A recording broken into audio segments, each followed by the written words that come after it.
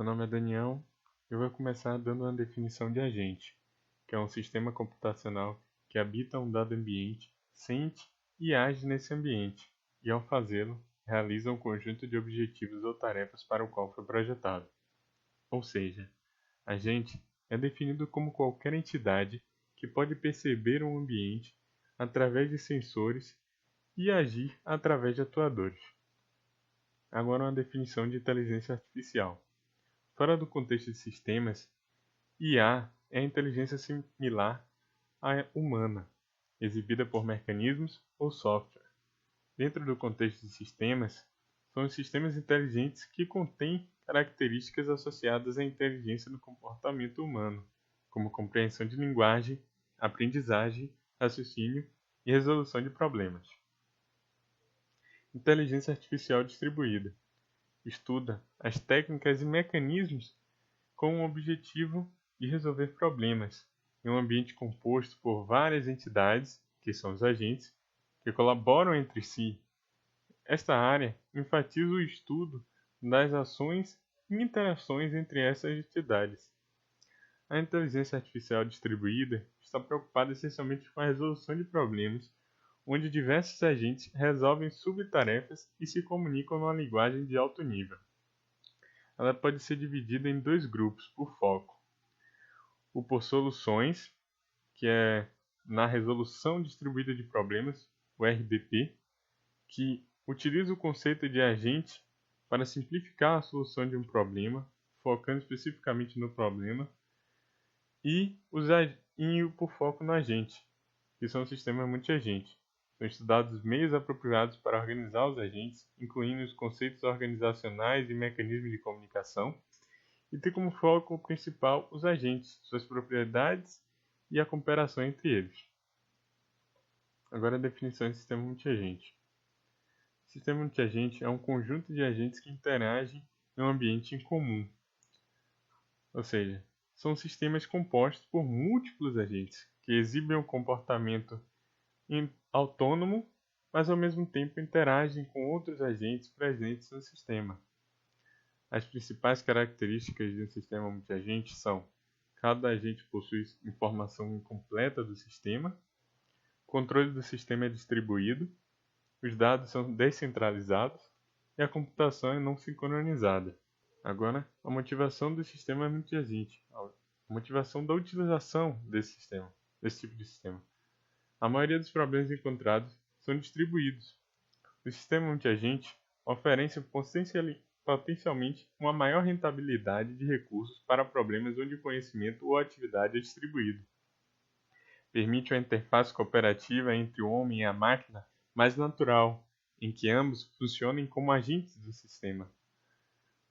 Fornece o paralelismo, atribuindo diferentes tarefas a diferentes agentes, de forma a que a execução seja mais rápida. Permite a escalabilidade, assim, o aumento de agentes em um determinado sistema aberto. Também a simplificação das tarefas individuais de programação, dividindo o problema global em vários problemas. Complexidade em sistemas multiagentes. Complexidade a gente tem como definição, a gente conhece esse termo, mas o que torna uma coisa complexa, né? De acordo com Rosário Gira, a construção de um software de alta qualidade não é tarefa simples, principalmente devido à complexidade natural caracterizada pelas interações necessárias entre seus componentes. Abordagem. De que forma a gente aborda a complexidade? A gente aborda de acordo com a decomposição, abstração e interação. A decomposição é dividir o trabalho em pequenas partes, o famoso dividir para conquistar. A abstração é foco nas partes relevantes do sistema. A interação é onde nós temos as relações entre os componentes. Arquitetura de sistemas multiagentes. A gente tem um exemplo de uma organização de arquitetura, onde nós temos que cada círculo é um agente, e essa interação entre eles. E aqui a gente vê a formação de organizações ou grupos, como quer que seja chamado. Essas organizações elas se relacionam entre elas pelo meio do ambiente. podemos notar que há diferentes maneiras de um grupo se relacionar com o ambiente. No caso aqui, apenas um agente está relacionado com o ambiente, já nesse outro grupo todos os agentes estão relacionados ao mesmo ambiente. Isso aí, controlar toda essa comunicação é uma tarefa muito complicada, muito complexa. A arquitetura multi-agente pode ser dividida de acordo com sua complexidade. A gente tem a arquitetura simples, moderada e complexa. A arquitetura simples é quando só há um tipo de agente no sistema. A arquitetura moderada é quando é composta por diferentes agentes, mas os agentes desempenham a mesma tarefa. A arquitetura complexa é quando é utilizado diferentes agentes com diferentes tarefas. Coordenação de sistemas multiagentes. O que é coordenar? É o ato de trabalhar em grupo de forma harmoniosa, ou seja, da melhor forma. Para poder ter uma coordenação, a gente utiliza diferentes abordagens dentro do sistema multiagente. Tem um sistema multiagente cooperativo e tem o competitivo.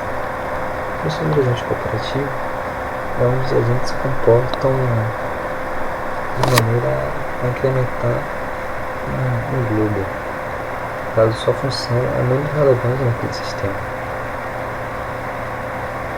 No sistema multiagente competitivo, é quando os agentes têm suas próprias motivações e agenda, ou seja, seu funcionamento individual é muito mais relevante do que qualquer outro.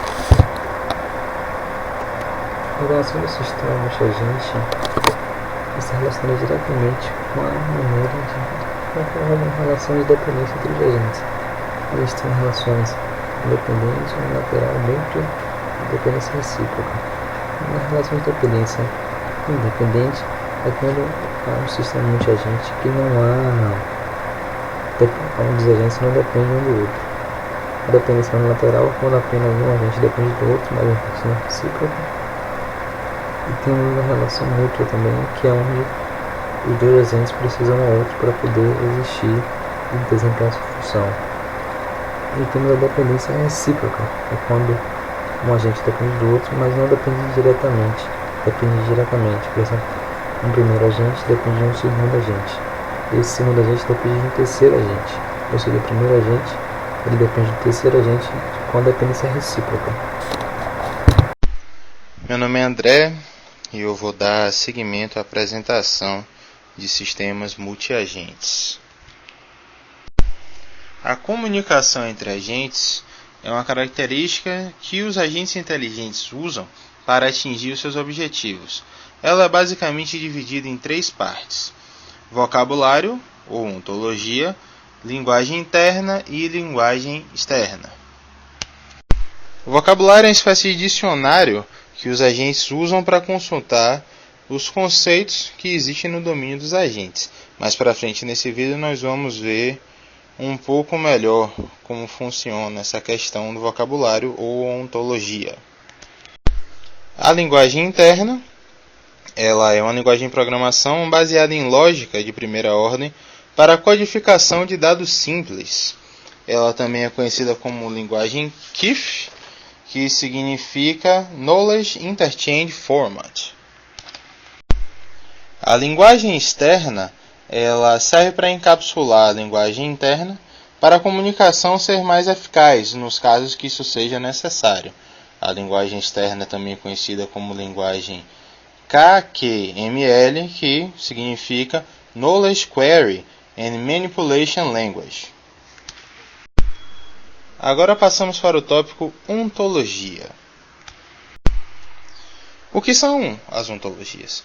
Nós vimos anteriormente que a ontologia, ou vocabulário, ela funciona como um dicionário que contém todos os conceitos do domínio dos agentes, certo? Mas vendo de uma forma um pouco mais completa, nós podemos dizer que é preciso que haja uma linguagem em comum e uma plataforma de comunicação para que os agentes do SMA possam interagir, certo? Porém, muitas vezes, um agente ele tem uma terminologia que serve para uma determinada função e essa mesma função para um outro agente ele adota uma terminologia diferente. Ou até em casos em que um agente ele usa uma exata terminologia que o outro agente usa, só que cada um acaba utilizando essa terminologia para fins diferentes. Então, nesse momento entra a função da ontologia.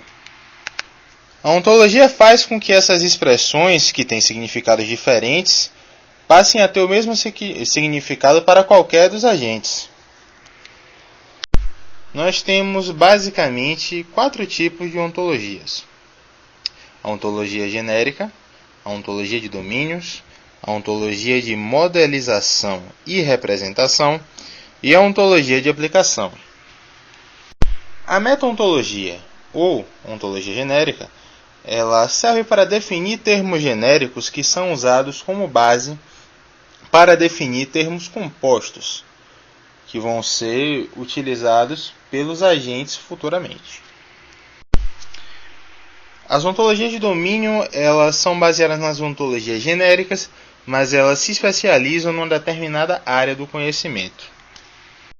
As ontologias de modelização e representação são usadas como base para desenvolver ideologias de domínio e genéricas, enquanto as ontologias de aplicação contêm as definições necessárias à modelização do conhecimento numa área específica.